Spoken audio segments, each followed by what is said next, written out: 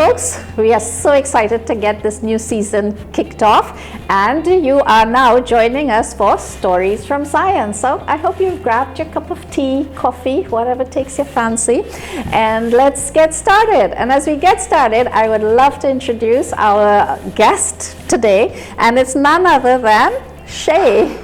Welcome, Shay. My name is Shay. I studied in the University of West Indies.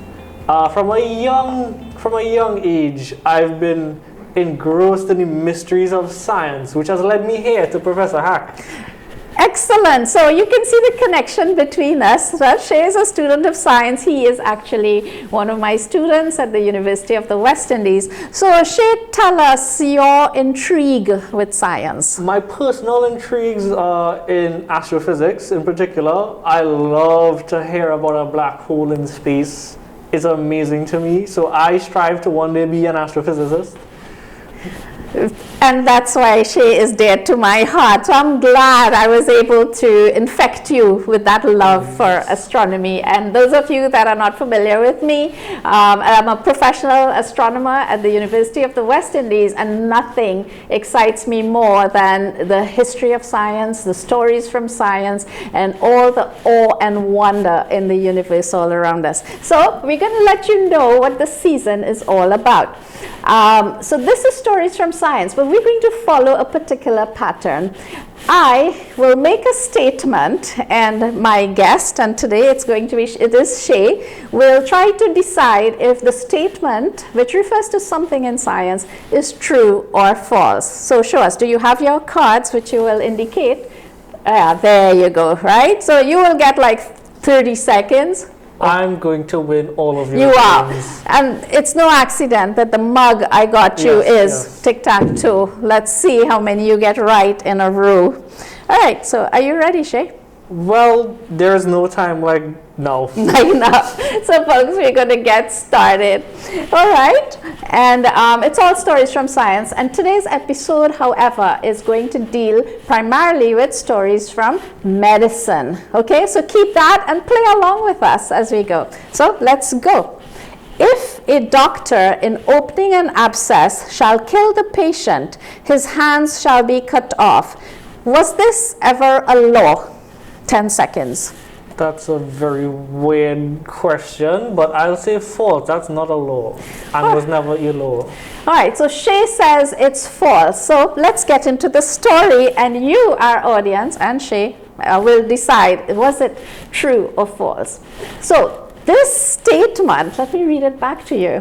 If a doctor in opening an abscess shall kill the patient, his hands shall be cut off. Was this ever a law? This dates back actually to about 4,000 years ago, Shay. And I see you're sitting with your globe, your nameless globe, with nothing on it. And I've been a little bit smarter. I've got a globe that's actually labeled. So, in a most ancient part of the world known as Mesopotamia. Are you familiar with Mesopotamia? Yes, I am. All right, should I put you through trying to find Do you want me to? I'll do my best. Let's go. Now, folks, Mesopotamia, by that name, does not exist anymore. It's the region of the part of the world, and I'll give you some clues, where Iran and Persia, Middle East, right, Syria, those are the regions of the world in the ancient world that was known as Mesopotamia. Any luck as yet, Shay? I think it's going to be around here. In my memory, there is something about rivers, and I know Egypt is a very important part of ancient history. Oh, Shay, I think... Yeah, you've done well. You've done well. Yes, rivers involved in the stories of Mesopotamia. He's quite right, and the rivers are Euphrates and Tigris, right, where you had. So what does all of this have to do with my story today? This is actually one of the earliest laws. Right? So Mesopotamia is known as the cradle of civilizations, and Hammurabi made the first laws of civil society. So it's actually true. It's actually true. Right? So folks, for our first story, this was actually a law almost 4,000 years ago that if a doctor in opening an abscess shall kill the patient, his hands shall be cut off. he could never work again as a doctor. I think there are some logistical problems with that system. Won't you run out of doctors, Professor? Point, is it fair? Is it fair? Because medicine is very complicated. It is. And to punish the doctor if any errors. And there are actually other variations to this law, which is that if they are operating on the eye and the person goes blind, they will again cut off their hands. Really? Yes. So as a matter of fact, in that era, almost 4,000 years ago, and it's actually the start of civil society, interestingly, the laws were like an eye for an eye. Yeah, I guess that makes sense. Yeah. So, but we will leave that for another season on law, stories from law. I think that's even more complicated. Yeah. So, are you ready for the next one? Yes, of course I am. Okay. It is possible to mummify oneself. 10 seconds. As if I was to do it myself? Yes. I'm going to go with false. All right. So, Shay says that it's not possible to mummify yourself. Is there any truth to this story? Okay, so now I will take you to Asia. Can you find Asia on yours? I gave him the harder globe. There's no labels on his. Asia in general? Or Asia in general, Japan. Place? We go here. All right, folks, how's he doing? How's he doing? He's played very safe by putting it right in the middle of Asia. So this story actually does come from Asia, from China, and from Japan, where it actually, among some monks, it was a practice where they would put themselves into a state of meditation. They would eat only from tree barks and leaves, so all the fat is removed from their body. And then they would drink very sort of like toxic liquids to sort of dry up, and salts, salty liquids, so that they actually begin to dry up. Can you believe this? The idea was that if they could mummify themselves on their own, that then they from the afterlife can watch over the people on earth, because there was the idea that you must have the physical body intact in the afterlife as well. That's a very similar logical approach that the Egyptians used. Yeah, but they weren't doing self-mummification. Yes, that's where my logic went. Yeah, so you that's why I gave false. Right, because that's the whole I thought thing. it would be impossible to do that for yourself. Yeah, the more I read about this, it feels that how can this be possible? And they would do this for like 1,000 days. And then they would be put into a small box with a connection through it so that they could sort of like ring a bell, and people will be monitoring them. And when the bell stopped ringing, it was assumed that they had passed on, and they would open this box to see how intact the mummy was. And if the mummy was intact, then it was put into a temple, a shrine, and worshipped from that perspective. Imagine, and this, wow. Till how late do you think this practice was actually occurring? I'm going to go into, let's say, somewhere around 1000 BC. All right, so Shay is really in the Egyptian era, right? As a matter of fact, this sort of started about 1000 AD. Oh. And interestingly, Shay, it was actually outlawed in 1879. Wow. Yeah, that's the other day. And some people saw it as an example of suicide, yes, and things like that. And the thing is, the question is that how successful were these monks? Did they mummify themselves? They said thousands tried, and maybe a dozen actually achieved that state of self-mummification. That's a very interesting type of idea to try to carry out, to immortalize yourself. Yeah. So when you think, I mean, all of this is really stories from science, and it is, as you said, it's about immortality and all the different things that people have done. And as recently as a couple hundred years ago. Yeah, I wouldn't have thought that recent. Yeah, but like you said, though, we always think of mummies, Yeah. and you think of it with Egypt, and of course in the pyramids and the tomb. All right, so 2 wrong so far. 2 wrong. 2 wrong.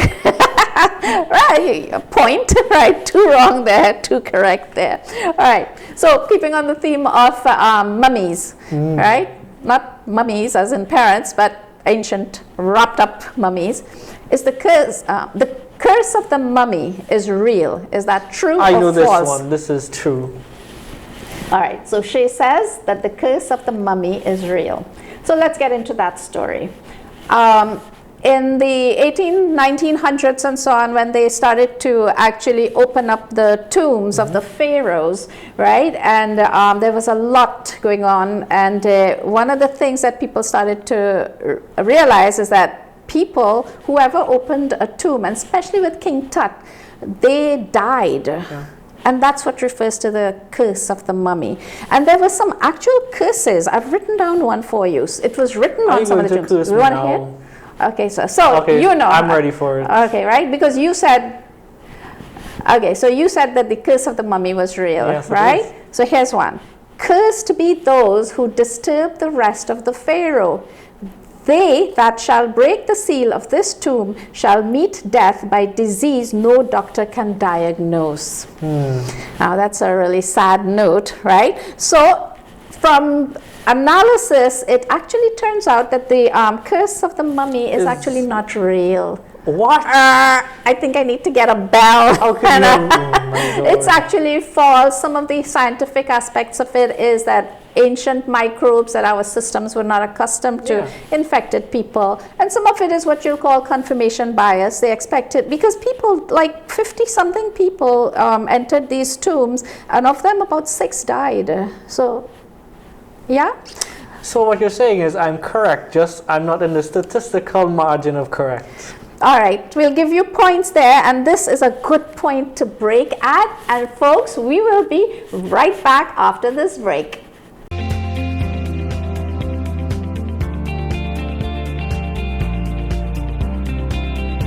Welcome back, folks. I hope you're finding some of the stories that we've barely touched on very intriguing. And of course, we are keeping an eye on how well Shay is performing. Ready to go again, Shay? Yeah. Okay. Dancing can kill you. True or false? I would say logically it is true. Okay, you all are seeing the hesitation with which the true and false are now coming. To catch me up. So, is there any truth to the statement that dancing can kill you? Well, a very interesting phenomena happened in around 1518. In July, this lady, she's just started dancing. And then she wouldn't stop dancing, and many other people started dancing also. This happened in France, by the way. France, right? You will. Our stories are coming from all over the world. And we give Shay a moment to find France. And okay, he's doing really well. If he doesn't get points there, you're definitely chalking up your points there. And like 50 to 400 people, it is said, started to join in. And this phenomena, Shay, lasted from July to September, non-stop dancing. Are we talking about the movie Footloose? No, we're not talking about Footloose. We're not talking about dance fever, right? It was known as the dancing plague. So, and there are all kinds of reports, right? But there are reports that some people got heart attacks from all of these continuous dancing, and that they did die. So whoever thought dancing can kill you? So it turns out that one is true. It's a true story. To be honest, I went under the assumption that you could just trip and fall. Oh, that you can trip or fall. Yes. But these people, they were actually sent to a mountain to pray, because a lot of it was thought that were they possessed? What was going on? What do you think was going on? What if it was some type of virus that gave them mania? That is definitely one of the theories. Right, so actually, well done, Shay. So it is thought that some kind of wheat that they were eating had a kind of like fungus, Oh, yes. which would be, have elements of LSD. And they went into mania and they could not stop dancing. So I hope that with our stories, you are getting interested to follow up more details on some of these things. And if you're interested, just look up on the internet, the dancing plague of 1518. I hope I don't go like that. I know. And it didn't just happen in France, there are records of this phenomena in other parts of the world too. Really? Yeah, how curious. So there are things that we don't all quite understand. All right, let's do a nice simple one, short story. The longest time someone has hiccuped for was 23 years. 10 seconds, I'll bring a timer for you. All right, so Shay says it's true that the longest time someone hiccuped for was 23 years. All right, so this one I'll just get to the meat of the matter. Yeah, meat is a good choice of word too, and I give you the story. The longest that someone ever hiccuped for was 68 years. 68 years. Okay. Right? So, Charles Osborne in 1922, he was actually, like I said, meat was a good choice of words. He was hefting, he was working on a farm, and he was hefting this big, several hundred pounds pig, and he slipped and he fell. Yeah. Then he started hiccuping, and he didn't stop. What if he damaged some type of nerve that affected his diaphragm?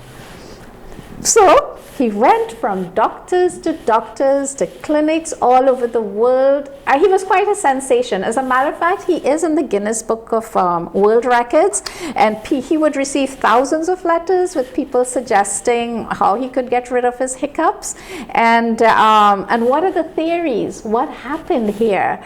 So believe it or not, Shay, one of the ideas is that the fall, he damaged some part of his, like with the epiglottis and so on, which he could not control. But more likely what it's thought is that he hit his head, and there's a part of the brain that actually controls that, and he lost control.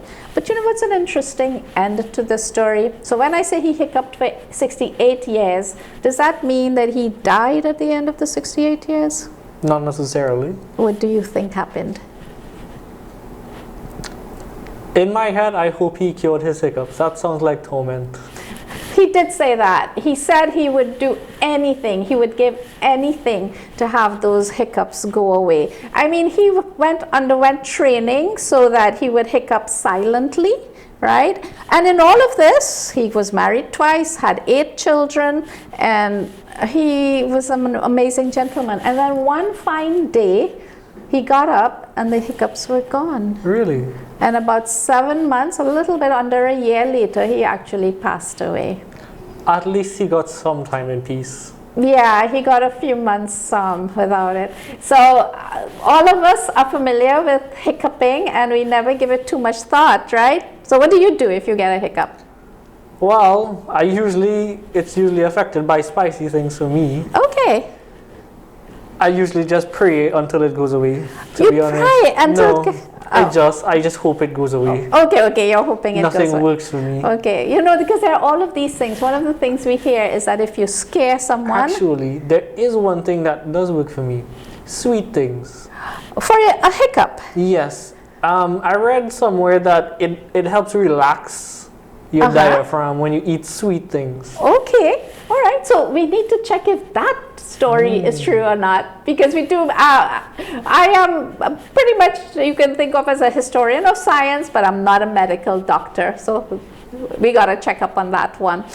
So one of the things is that if you scare someone, so Charles Osborne even had the story that someone fired a shotgun behind him to just scare his hiccups away. Did that work? Well, clearly Probably not. got hearing damage, to be honest. Okay, all right, so I'm going to move to another story. Okay, so here's my statement. It's a real person I'm referring to, okay? Typhoid Mary, a real person, discovered what caused typhoid. True or false? That sounds like something someone in science would do. All right, so Shay has said that that's true. That Typhoid Mary discovered what caused typhoid. You know, I have pen and paper here. I really should have been keeping account, but in terms of how many you're getting correct. I think but I've got all wrong so far. Yeah. Well, let's see if you've made any headway in this one. Okay, so who's Typhoid Mary? In like the 19th century, right? So typhoid is an old disease that we hear about, and it's sort of connected with, you know, lack of sanitation, and often it was something that was rampant more among the poor community and so on. All right, so this well-to-do family, they actually hired they rented a summer home, and they took a cook with them, right? And then within weeks, every single person in the home started to get typhoid. And that was really curious. Like I said, it was seen as a disease not that afflicted the folks at that level. So they became very curious and worried if that they could rent there again. So they brought in an expert, a detective, to try and figure out what happened there. And when the detective, well, he was a civil engineer actually, looked at the situation, he was like, all of this is pointing to one person they took with them, the cook. Right? And the cook's name was Mary. Right? So now you see where it's going. Now, for him to be sure, was it Mary that was spreading this typhoid? Because she didn't get typhoid. He would have needed samples, urine and stool samples and blood samples. And when he requested it from her, what do you think she did? She gave it to him? Oh, it was that era. First of all, it was very, very unorthodox to ask a lady for those things. She got really mad and she ran off, and I think she tried to attack him with a fork. But this situation was very troubling, right? Because it was public health. So anyway, they managed to track her down, and when they checked all the homes that she had worked in the past, wherever Typhoid Mary worked, typhoid for you, typhoid for you, typhoid for you. But she never had. Oh. So they finally did manage to get samples from her, Did she right? have antibodies for typhoid? She was what we today call asymptomatic. Oh no. Yeah, I was trying to have a problem with that word. So she was carrying the illness, and that she was transferring because she was cooking in people's kitchens and things like that. So, you know, they took her and they isolated her. Talk about quarantine. For a few years, she was put to stay in a house all by herself with just a dog. And she was really upset because she refused to believe that it was her, because she was never sick, right? So they felt sorry for her. Eventually, they released her on the condition that, well, she became known as Typhoid Mary. Typhoid Mary, you must never work as a cook. All right, so she was happy to be released, and what do you think she did? She cooked? Exactly. Why? Why would you do that? Because suddenly there was an outbreak now in another hospital, and when they tracked it down, guess who was there? None other than Typhoid Mary. After that, she was put into isolation for 20-something years till the end of her days. Oh, no. So is that a sad story? Well, I think, to be honest, I think justice has been served. Justice has been served on a platter. Yeah. All right, so folks, we hardly realized how quickly that time flew. That's all the time we had for today's stories. My. So we should actually perhaps have another episode on stories from medicine. So I would like to really thank my wonderful guest who really had me thinking, and I think you got more wrong than right on the true and false. But he definitely made up for it in identifying where these countries were. By the way, Typhoid Mary was in the US. Want to find US as we close off? It'll be so sad if... I think the US is all the way down here. Yeah, Shay is right. Yeah, Shay would tell us. Okay, so of course, again, he nailed that. So folks, thank you for joining us on our pilot, our first episode on the season of Stories from Science. And join us next week as we look at more stories from all wonderful areas of science. Bye-bye.